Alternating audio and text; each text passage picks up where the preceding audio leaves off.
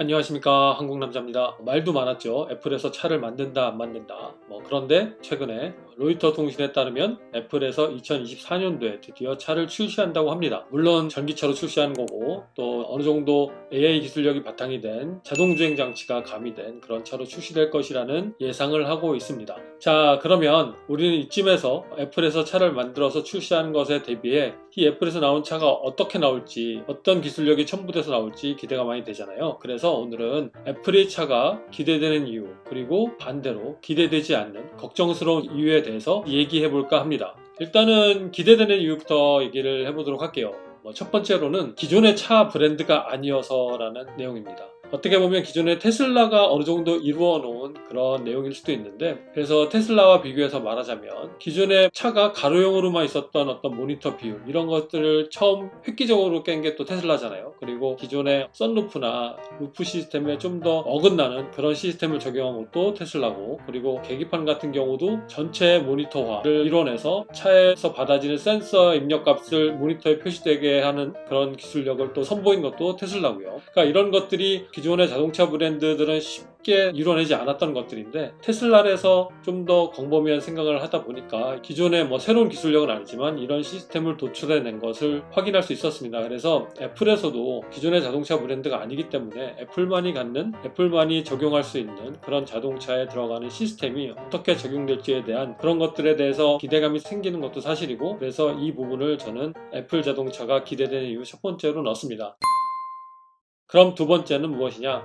애플의 오퍼레이팅 시스템을 좀 말씀드리고 싶어요. 쉽게 말씀드리면 현재 아이폰에 적용되어 있는 iOS라든가, 그러니까 애플만이 추구하는 오퍼레이팅 시스템이 있잖아요. 물론 소프트웨어를 말씀드리는 것입니다. 비록 이 소프트웨어가 쉽게 접근할 수 있게 오픈되어 있는 것은 아니지만 애플의 기계를 움직이는 데 있어서 안정적인 속도와 계산 처리 방식을 이루어내는 것을 우리는 볼 수 있었습니다. 그렇기 때문에 자동차에 구성된 소프트웨어 기술을 애플만이 갖고 있는 안정화된 데이터를 기반으로 해서 입력이 된다면 충분히 그 소프트웨어적으로도 성공으로 이끌지 않을까라는 그런 기대감을 갖게 해요. 자, 그럼 세 번째는 어떤 거냐? 세 번째는 진화된 통신 기술력이라고 저는 말씀드리고 싶습니다. 기존의 차와는 다르게 최근의 차들은 자동차 자체 인공위성을 통해서 데이터를 받아들인 그런 통신이 있고, 여기에 더해서 또 차와 운전자 간에 서로 커뮤니케이션을 할 수 있는 이런 통신도 있잖아요. 그러니까 이런 무선 통신의 속도라든가 센서를 통해 받아지는 데이터의 처리 속도, 이런 것들이 기존의 애플사가 상당히 높은 기술력을 자랑하고 있는 게 현실입니다. 이런 기술력을 자동차에도 정착을 시킨다고 하면 기존의 인공위성을 통한 데이터 방식이나 아니면 주변의 다른 자동차에서 감지하는 여러 상황을 상당히 빠르게 차에 입력을 받아서 이런 기반으로 실시간 차량 소통 시스템을 이루는 것도 포함이 되고, 자율주행 시스템에 이런 것들을 기반으로 해서 좀 더 안정적인 차 주행을 이루어낸다면 이것도 애플만이 갖는 기술력을 극대화시켜서 차에도 표현되고 나타나지 않을까라는 그런 기대감을 가져봅니다. 그리고 네 번째는 브랜드 이미지예요. 사실 이 부분은 어떤 기술력이나 시스템에 대해서 말씀드리려고 하는 부분은 아니고 팬층을 얘기하고 싶어서 말씀드리는 부분입니다. 사실 애플이란 브랜드는 기존의 충성 고객들이 상당히 많아요. 그리고 그 충성층 기반이 상당히 두텁고 쉽게 다른 브랜드로 갈아타지 않는 그런 소비자들이 많은 걸로 알고 있습니다. 그렇게 시장 조사도 되어 있는 상황이고, 그렇기 때문에 이 사람들이 차가 이렇던 저렇던 무조건 애플에서 만드는 차를 구매할 수 있는 그런 능력을 보여준다면 애플 커뮤니케이션의 또 하나의 장르로서 이 자동차 브랜드가 태어나지 않을까라는,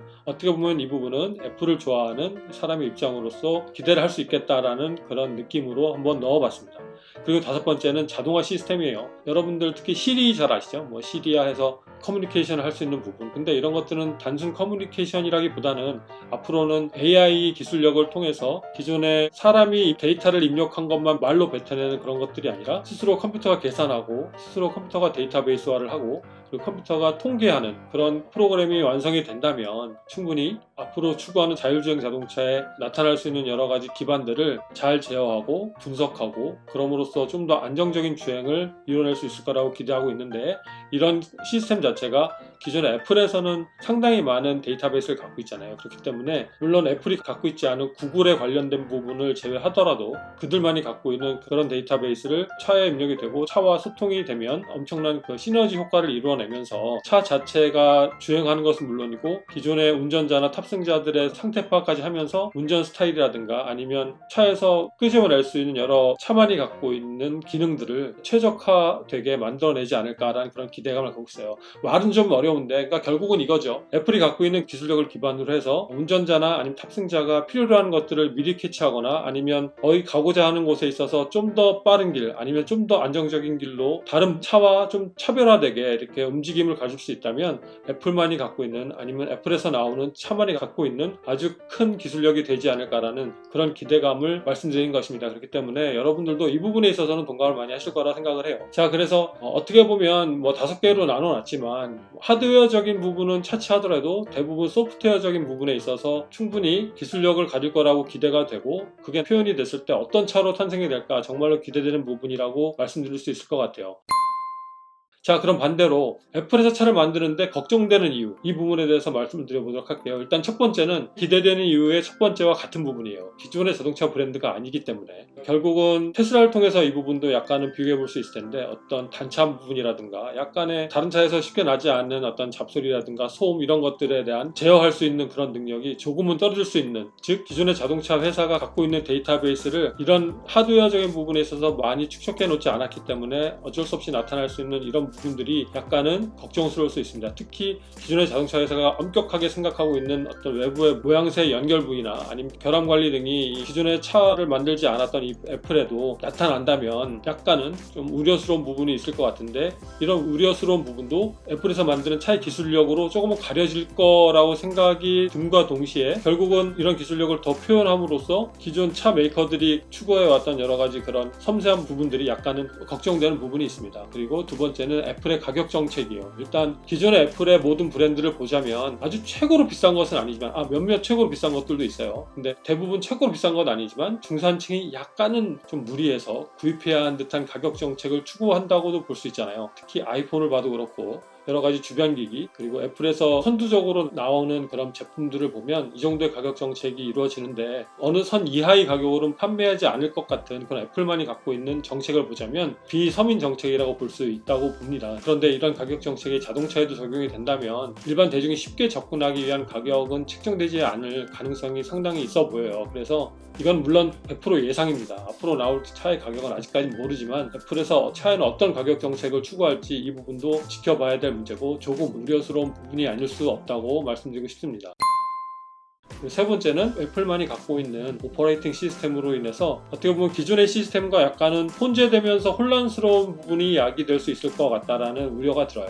이 부분은 단순 추측에 의한 것이고, 앞으로 자율주행 시스템이 어떻게 적용되는지에 따라서 어떤 소프트웨어가 적용이 되고 어떤 기기가 적용이 되고에 따라서 달라질 수 있는 부분입니다. 그렇기 때문에 순수하게 그 예상에 의한 우려스러움만 말씀을 드리자면, 애플은 기존에도 애플만이 만들고 애플만이 컨트롤할 수 있는 코딩은 물론이고 언어를 사용함으로써 타 회사들이 공동화하는 작업에 쉽게 접근하거나 같이 할 수 있는 부분이 없는 것은 현실이에요. 그렇죠?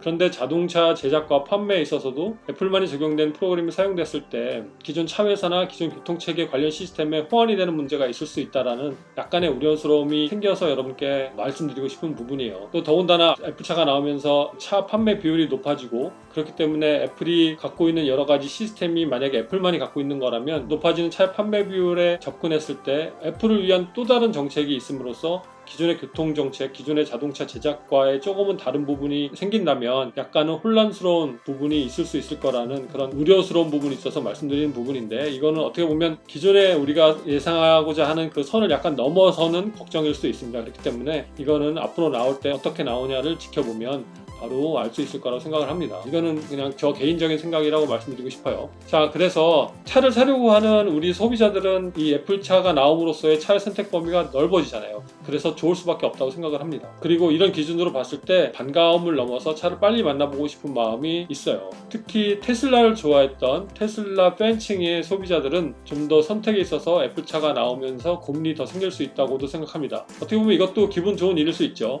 선택의 폭이 넓어지니까요. 자, 그러면 애플은 어떻게 해서 차를 만들어낼까요? 현재는 한 차원 나아진 배터리 기술력이 적용될 것이라는 애플이 발표된 내용 외에는 전혀 알려진 게 사실은 없어요. 단지 애플이 어떤 차 부품 회사와 계약을 맺었다, 아니면 어디에 어떻게 일하는 사람을 채용을 해서 애플의 회사원으로 만들었다, 그 정도를 기반으로 예상을 할 뿐이지 어떻게 차가 나올지에 대한 내용은 아직까진 전무한 상황입니다. 그런데 차는 2024년도에 만들어낸다고 발표를 했어요. 물론 코로나 상황에 따라서 1년 정도가 더 늦을 수 있다고 합니다. 하지만 2024년, 2025년은 앞으로 아주 먼 미래는 아니잖아요. 그렇기 때문에 이제부터는 우리가 차를 선택함에 있어서 애플의 차를 기다려서 사고 싶다라고 생각하시는 분들은 앞으로 차를 바꾸려는 그 주기를 꼼꼼히 따져보고 그때쯤에 애플차를 한번 사봐야겠다라는 그런 플랜을 한번 잡아보시는 것도 앞으로 만날 우리 차세대 자동차라고 할 수 있는 이런 자동차들을 쉽게 받아들이고 가까이 다가가는 그런 또 하나의 계기가 되면서 또 하나의 기쁨이 되지 않을까 생각이 들어요. 물론 저같이 머플러 사운드 좋아하고